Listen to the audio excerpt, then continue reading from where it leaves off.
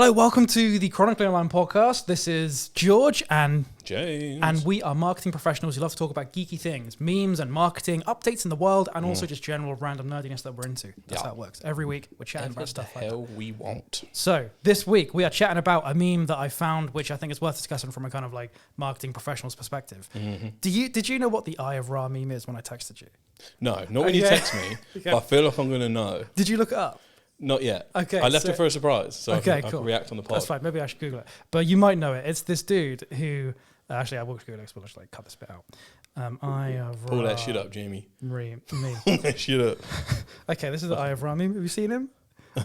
What the fuck? You must be so confused. You think that I would know the Eye of Ra, considering it's like such a Yu-Gi-Oh reference, but like, all right, give me the context. I have no idea what it's referencing. Well, I'm not sure it's an Egyptian-y reference, which is like... Kind of, yeah. I always assume is Yu-Gi-Oh! Because right. they have a monster called the Winged Dragon of Ra, and we're getting already into the geeky stuff here. Right, good. Also, my favourite Egyptian god card, if anyone was curious. So there's probably a reference I also to that. know like the full incantation you need to summon the card, and that's for a Patreon special or something. I'm not going to air myself out like that. But yeah, carry on. That's okay. Well, yeah, that's another to be discussed thing for the geeky section. Then that's crazy. The Eye of Ra meme. It's kind of like a part of 3 memes in one. Right. I think it is anyway. It's so mental. So it's just this clip of this dude, and he initially, I've forgotten his name. We're going to have to throw this up on the screen. For context. Yeah. It's so hard to describe. So. Initially, he's reacting to this video of someone else reacting to a video of someone like salting a cucumber, and it's like really phallic, and that's the joke of the initial thing that is. And this dude just like, I think he stitches it on TikTok, and he's really serious, and he's like, "Yo, chill the fuck out, man. You gotta just," and the video just cuts and turns into that.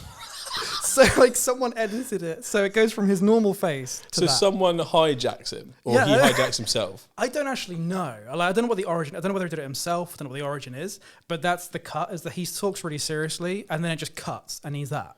Okay, so this guy was way too serious, so TikTok decided to humble him quick. Who knows? Yeah, who knows? It sounds like a TikTok activity that they would do. It does. And then it like the weird thing is that it just stays on that screen for like a good 4 seconds with no sound. Hard pause, it's creepy. Eye of Ra. So that was then like re-edited, and now it's this like explosion effect, like crazy absurd meme thing. Yeah.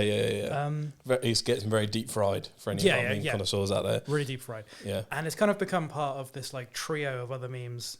One is I bought a house in Egypt or something. I bought a property. I mean, I didn't know that one until I searched for this. Okay. It's like we're getting deep. And what is the other one? I forgot what the other one is. But it's like this trio thing, and it's so absurd. Yeah. As a meme, it's so crazy. This like deep fried explosion sound effect thing of this Eye of Ra dude with the red hair, that it's untouchable by brands, I'd say, because it's just completely absurd. Yeah. And also, there's no personalization to it. There's no way that a company could go, this will be a good one to jump on. This will be a good trend to use to extend our reach. Because the question is, how? How the bloody hell do you use this absurd edit to like put your company message in, or not even do that, just put yourself in? Yeah, I mean, if you tried, you'd fail real hard. Yeah.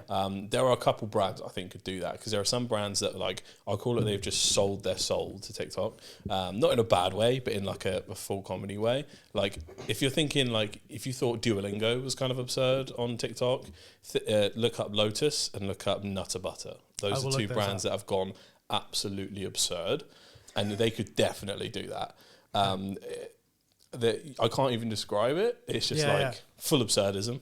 Like I think when they look back, there'll be kind of full art papers on the absurdism of like TikTok in general and like different takes on it. I can guarantee that's someone's thesis one day.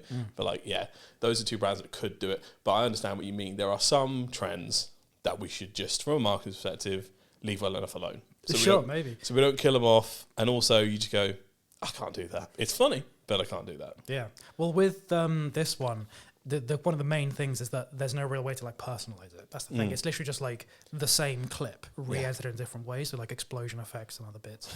But with like Nutter Butter and Lotus, did you say? Yeah. When they do these absurd edits, do they try and kind of put their own logo in it or something? So they're 2 very different approaches to absurdism. So Lotus went much more memey. Like I'd say it's easier to understand. Yeah.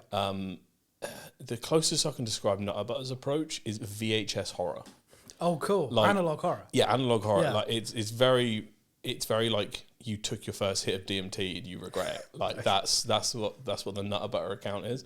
Many different people have like talked about it, I'm sure, but like if I pull just like even the sound of it up for our listeners, I'm sure people will be like, what on earth am I like listening to? And is this, do you think, jumping on the trend of analog horror in general and how that's kind of gotten more? Well, the thing is, it's not entirely like it would just. Okay. Let me just listen to some sounds. Oh yeah. So whose account is this? Nutter Butter. Yeah, it's a full-blown snack brand. That's in crazy. America. Yeah, that is absurd. And I don't know what that visual. Was that Pitbull and The Unknown? Maybe. And there's a certain effect on it which is usually used for those kind of like indie independent like YouTube horror films, sure. Or just those things that are supposed to like it's 4 a.m. and it's just something comes across your feed that shouldn't have and how you can't sleep, like those type of thing.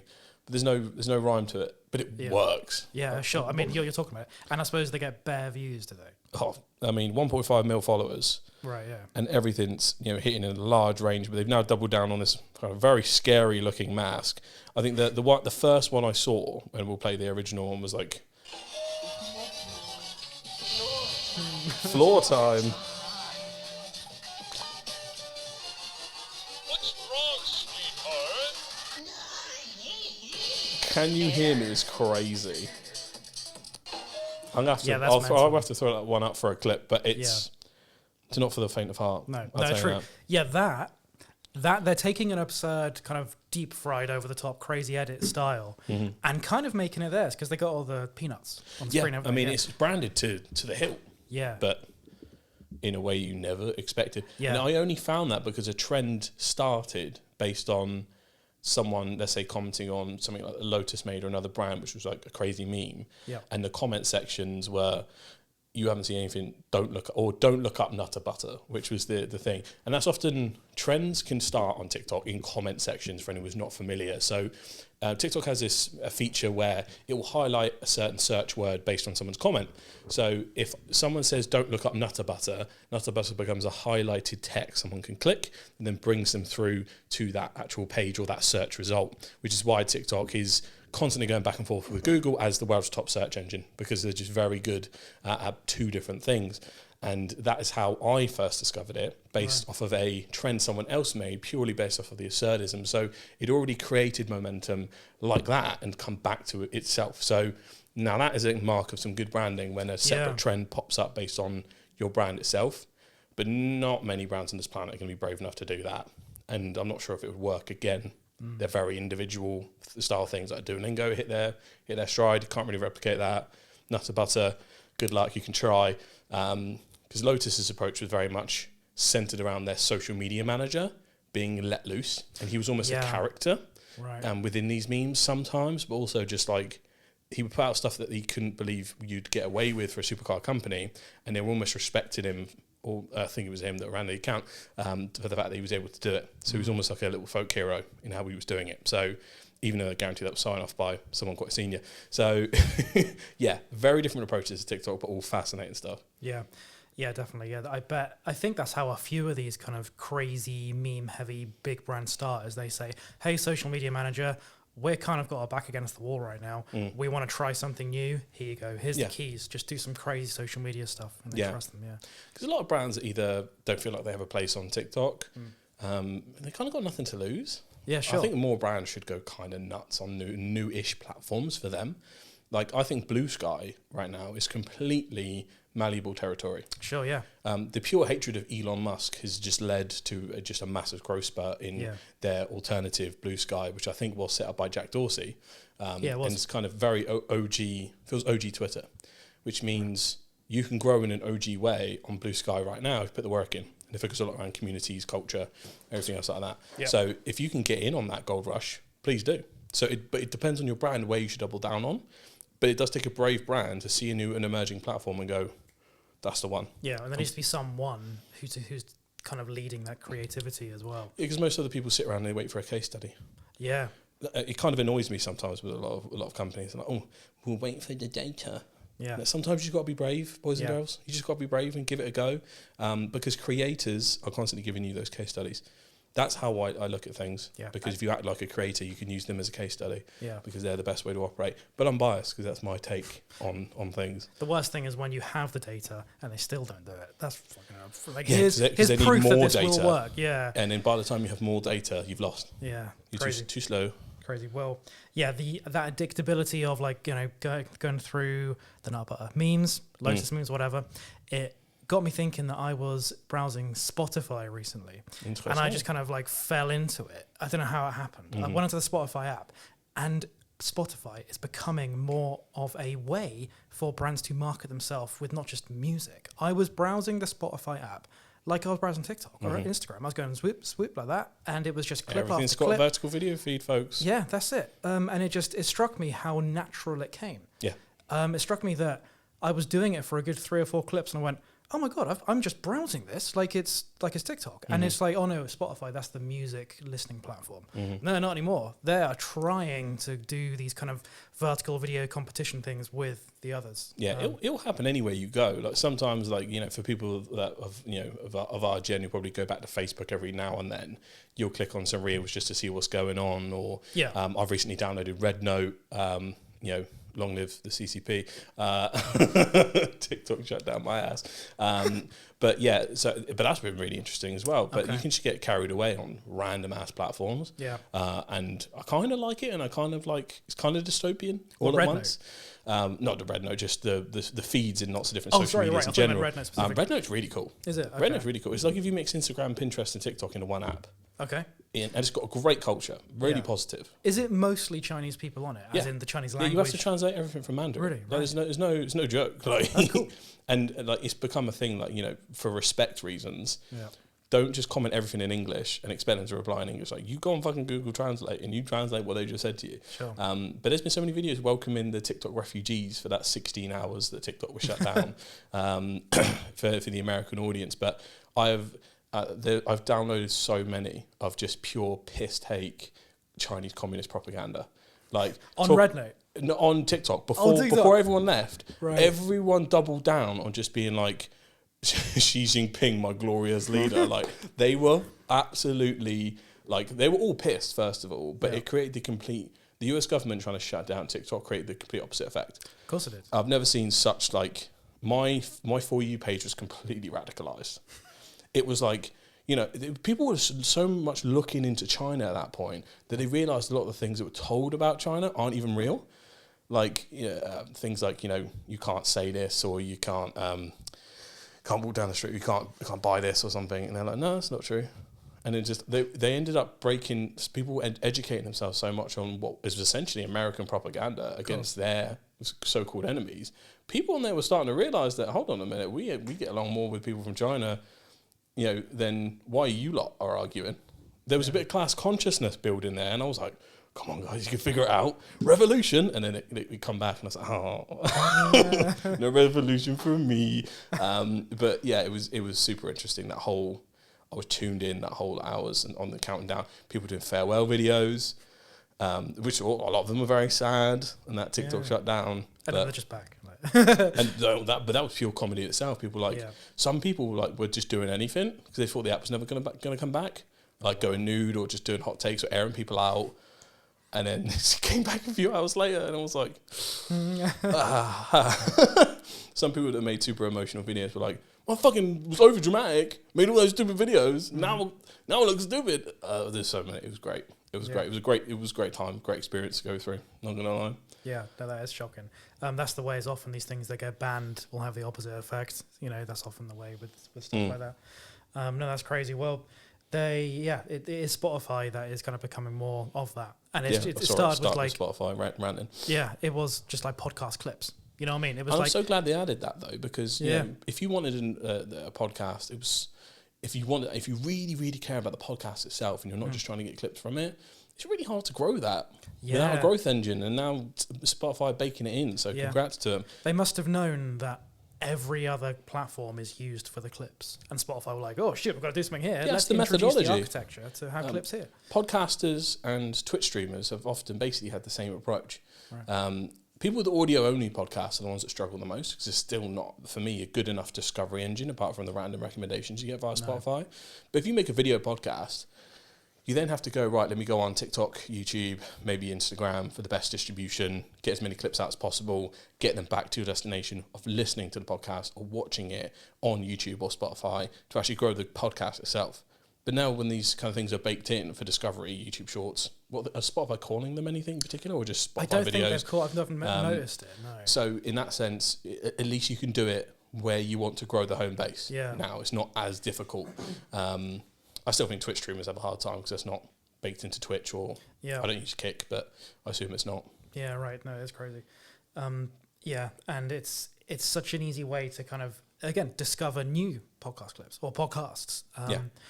There's another additional thing that kind of like seamlessly went into the vertical swipe, and that is musicians post clips. So you'll as they're like in the studio or like riffing like out something. Hey guys, just want to know that I've released a new album and ... I'll see you next week, whatever. So it became not just podcast clips. It became like a social media platform for these celebrities. That's so handy though for indie artists as well. Like because it's hard enough to make it in the music biz. Sure. And I know there's a couple of arguments as to like TikTok in one way has changed music to the point where people change their choruses and hooks to be much more TikTokable, which a lot of people hate. But also, when you think about it, that leverage of social media then frees you up from what has been previously quite coercive and bad deals from large kind of record companies. Yeah, I need approval every single corner you turn and stuff. So, and I'm sure there's some definite nuance because I'm not an expert on this by any means, but it's like, is the juice worth the squeeze? Is the change in music worth the freedom that these artists can get when they can self-promote easily? Yep. Or was Certainly it better the OG way, genres. or maybe there's some way we can meet in the middle? Yeah, I imagine it lends itself to some genres more than others. My TikTok has been full, I don't know why, my TikTok has been full of drum and bass clips. Oh, big ups. Like, it's so that was my Instagram Reels for a while. Because I think that's because a lot of people making the live studio stuff out and about. So there's some really I've seen a few of those, Yeah, I can't remember what his name is. I think it's DJ Jag or something like that that's making stuff like live in London. Yeah, but DJ AG. Yeah, DJ AG, that's the one. I love him. He's really cool. Yeah, I just watched Professor Green on his like the other day. And it's just so fucking cool because it's just Professor Green just standing in a street. And like it's just he'll have random people coming in from the street and then they'll plan for other people to come in as well. That was actually on my notes to discuss on another podcast as well because there's a really cool interaction that he had with someone that I'll reveal next time. But yeah, no, that's so good. It's incredible, and the formula of success for that is a mixture of authentic content creation. So he's not got the fanciest camera in the world, but he has managed to find a way to rig up his setup in front of him, which is probably the technically impressive part. He's live streaming it on the platforms that matter, TikTok and IG for a start, and then the other side of it is experience marketing, in that it feels very much like a flash mob / pop-up. It does. Where people are getting to experience this live and direct, and it's not some overly focused corporate promoted program. So he's managed to capture that lightning in a bottle and just killing it. And I'm enjoying every clip. Yeah, and it's so natural how I stumbled upon him. Like it wasn't searching for that or anything, as this is the way. Well, he's out there allowing you to stumble upon him. Yeah. And that's what people need to keep going for. That's what businesses need to keep going for. Yeah. Live content is going to be so much more important than it ever used to be, 2025. Yeah. And going forward, because from e-commerce, it's a no-brainer. TikTok live shopping and everything else has been, in the frame of reference for everyone for a long time. I still don't think there's not enough brands doing it. And for people that sell other things, live content is going to be super duper important. It's just how you execute that. Like, do we turn this podcast live, or do we stream on Twitch by just going and run an agency with me as a kind of just chatting category, and I could just do my workday while being recorded and chat into the ether and build a following from that. Like, it could be that simple. You never know what you could do. Yeah, no, that's crazy. Well, I know what I could do. Ooh. And that is go home and play some more Resident Evil 4. Throwbacks, man. Because I've been loving the remake of Resident Evil 4 so much. I'm glad they did it justice. They did it justice. I mean, that is like the renowned best Resident Evil. Yeah, I think so. Yeah. I think it's joint with Resi 2. I love Resi 2 so much, like PlayStation 1, Resi 2. I was there for that. I wasn't. I'm a big fan of the newest one as well, though, actually. Right, okay. It's a bit like, all Resident Evil stories are bombastic, but like crazy. how like these separate boss areas that it has and the way you go through is quite cool. Yeah, I like the setting. Yeah, the setting is so good.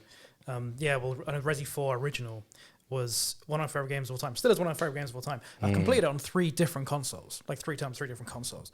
Going from that's legacy, right? It is like PS2, Nintendo Wii, and PS4. Just downloaded the Wii's a random ass one, bro. It is. Did the control set change? Yeah, you point the gun with the stick. It's fucking awesome. And you go like that. Like it's just so good. Yeah, and the remake is just epic because it keeps so much of the familiar first original game, but then changes some pretty big things in really cool ways. So it means that you don't know what's going to happen around the corner. That's cool. The way that's such a fine line to hit. It is. To revamp something, but still keep it the same, but also change it. Yeah, no, it is. And any subtle change could completely enrage the fan base if done wrong. Yeah, totally. Yeah, that's a brave dev. It is. Yeah, dev team. It is on overwhelmingly positive on Steam. Hell yeah. The man, which is a very good sign. It's nothing like getting a spinning heel kick on a zombie, bro. Yeah, like, and the suplex. Oh, it's so over the top. I love it. Yeah, there's a bunch of things as well. Like, how well do you know the original? Have you played it much or not at all? I've only ever seen playthroughs of it. I must admit, as a kid, I was too much of a sissy to be playing that's cool. Resident Evil. But I've watched the playthroughs of. I've seen probably half of Resi 4. I've seen the 2 new playthroughs of both Biohazard and the other new one, which I can't remember the name. Just because some of the boss encounters are crazy, and I love watching people freak out on YouTube. Yeah, that style is too scary for me. That was the new like Resident Evil 7. Nah, but like Biohazard is a horror game. There's none of like the bombastic, like fun, cheesy stuff in it. It's just like the worst. Yeah, no, I love that. That's one of the reasons why Resi 4 was so good, is because Leon kind of like as a character lent into we're pretty much like James Bond with his silly quips. Yeah, and, honestly, it's so weird to put a very capable character in such an overwhelming horror setting. Yeah, to the point where he's kind of laughing and hitting just moves on people. Like, I'm not even sure other maybe what's it? There's Solid Snake. What's this franchise? Metal Gear Solid. Metal Gear Solid is a little bit like that. Okay, I've actually never played those. Neither have I. It was a very PlayStation exclusive, and I grew up an Xbox kid, so I never got to play it. But the OG of the stealth genre, that's Splinter Cell. But yeah, it's a nice change of pace because usually horror protagonists are fucking useless. Yeah. Leon is the opposite of useless. Yeah, that's why it's good, because it's not a horror game. It's an action horror game. Yeah. Like you have this suitcase of like an armory of guns, like crazy guns that Leon you just collect. Don't play. Yeah. And it's so like, oh my god, just the feeling of blasting a zombie's head open. It's just. That's one of probably the hardest things to get right in a game sometimes. True. The feel of it. Yeah. Because there's been like renowned games that I picked up and gone, I don't like the way it feels, and I've put it down. Like I can't remember what the last one was, because I love me some Japanese anime style stuff, right? And I think it was the newest one from the people that used to make Ninja Gaiden. And I was like, that's well up my alley. Like, he plays a freaking samurai ninja person. And I played, I was like, man, this feels whack. Like, I just didn't like the way it felt. Yeah, moving or attacking, or what was it? Yeah, it was the attack movement. It didn't feel like it had any weight to it. Okay. It was like, do you remember playing Dynasty Warriors? Yeah. And you would just be smashing up like 100 people at once. But like, you went through them like butter. There was no resist. You couldn't feel the oomph, right? But it was okay because you were killing like 500 people at once. Yeah. It was like this Ninja Gaiden game had that, but with no oomph. Yeah. And I was killing 1 people at a time. It was actually really hard. It was like, it tried to be very much like Sekiro. But Sekiro, oh my God, it nailed that feel so well. I can't go back. And that is the best ninja game of all time for me. Sekiro Shadows Die Twice. Like, wow. That's been on my list for ages. Bro, set aside some fucking time. Yeah. Is that hard. The one? Is that from the makers of Dark Souls? Elden Ring and Dark Souls? Yeah, it is my favourite Souls game. Yeah, I was confusing that with, what's the other one? Ghost of Tsushima. Ghost of Tsushima is also incredible. Right. But I'd like Sekiro actually like the combat feels better than Ghost of Tsushima, but Ghost of Tsushima's combat looks better. Oh, cool. Okay. That's the big difference for me. Yeah. I love both. They both like, one's much more narrative driven, the other one's both more driven by the action and gameplay. Okay. You very much have to bend to the will of what Sekiro wants you to do. Try and play Sekiro like Dark Souls and embrace pain. That's all you will get. You have to unlearn everything you ever learned in Elden Ring or Dark Souls. No rolling, no dodging. Oh man. You have to block everything perfectly. So they remove stamina and they replace it with a posture system, which it relies on perfect blocks. So whenever you play it, make sure you focus far more on blocks and parries than you do anything else. That sounds hard. But once you nail it, the way they progress the bosses is incredible, because your first two, you really fumble through it, and even like you'll just die to like the regular people. But by the time you get to around the third boss, his name's Genichiro, you've nailed. Once you beat him, it feels like you've been liberated. Like a gate opens, and you know exactly what to do. You can do it like breathing. Wow. And it is an experience. There's something that the From Software team are just unmatched in regards to that. Yeah, well, I'll be honest, like Elden Ring, one of my favourite games of all time. But this sounds crazy. How difficult is what it was one of my most hated things about it. Yeah, but like I kind of hated that. Like it was a love-hate relationship when you're going through it. Don't get me wrong. Yeah, have you finished it? No, I don't know why I stopped, because I loved it. I can't remember why. I think it was another game that came out. I stopped because I got lost. Oh yeah. I don't know what to do or where I am. Fair enough.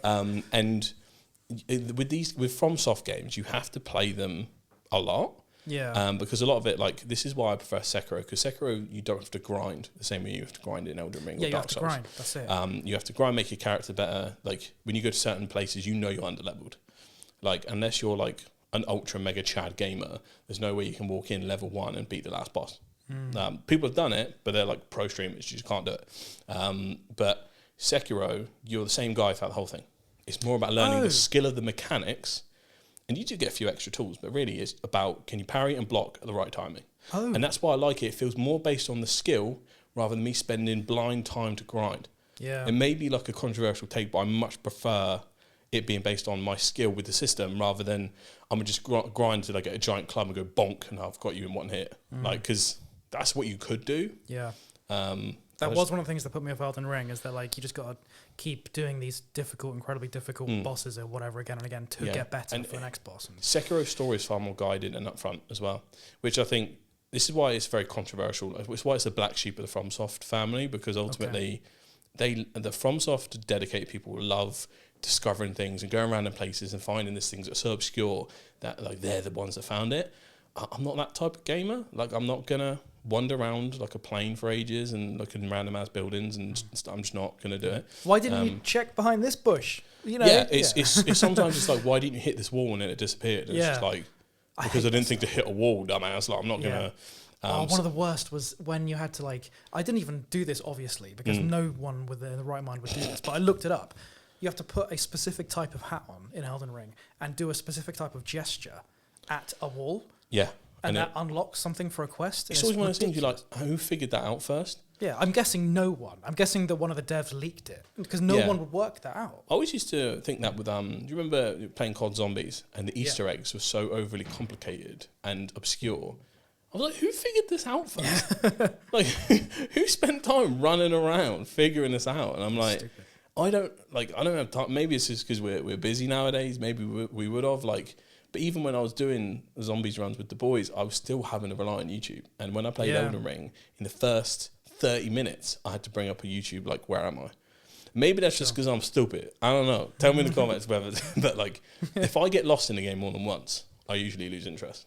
Wow, okay. Because I can't deal. Yep. Can't deal. But the thing is, that mentality has probably like led you to have a successful, like agency and stuff in it. Like it's that mentality of like swings around about. Like it's like, I need to do something. Let me do something. Like a busy, I've fallen from grace. Yeah. Should have seen me in my prime. Yeah. But to be fair, I'm backing on Marvel Rivals. So I know I mentioned it last episode. Yeah. Have you played it yet? No. No. It's on the list. It's definitely on the list. Bro, I'm living out my best dreams playing that. It's like, who are you playing as? So I main two. So I main Hawkeye and I main Winter Soldier. Nice. Yep. Winter Soldier, like Hawkeye for me is just like, because I used to main Hanzo in Overwatch, so it's like an easy transfer. Okay. But Winter Soldier, his ult is so cool. So it's just like a ground and pound smash. But he says armed and dangerous when he goes up and throws it down. If you kill someone with that ult or within 8 seconds of that ultimate, you get your ultimate again. So it's like, it's got half the power of probably a normal ult. But he'll just go, again, when you throw it back down. Can you do it again and again and again? There's nothing, it's like a crack addiction, bro. Yeah, of course. I'm desperate, foaming at the mouth for that next kill so I can hear him go, again! It's the best thing ever. But I'm trying to learn Black Panther. He's my favourite actual character, but he's so fucking hard to play. Okay. Yeah, because as you imagine, he's all melee, he dives in quick. Yeah, of course. But you have to be so quick and skillful to do it. And I'm like, I don't think I've got the facilities for this big man. I ain't got those fast twitch muscle fibers no more. I can't. Yeah. I don't know if I'd enjoy a game that's like, I mean, it sounds so lame.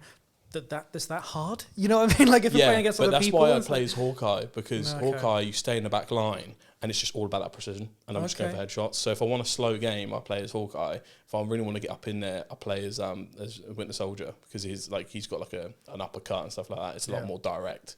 But I need to learn the tank as well, because there's lots of different types. Like if the team composition, because sometimes when you're loading up, you're like, right, we need some healers, need some tanks, need some what's called DPS, damage per second. I'm always just playing DPS and I never switch. I'm like, I need to learn a healer. I need to stop being selfish. But yeah, that go. When I get time to. Yeah, that's it. That's the thing. Yeah, that's crazy. Well, ain't life a bitch. Yeah. Marvel Rivals is on my list. Yeah, I'm guessing Resident Evil 4 Remake is not on your list. It should be, because I never got to play it originally and I've seen how it plays through. I think I've got because there was a demo or a trial at some point on PlayStation. Okay. That you could go get at the store. So I might see if I can still get that, because I'm looking for a new story game.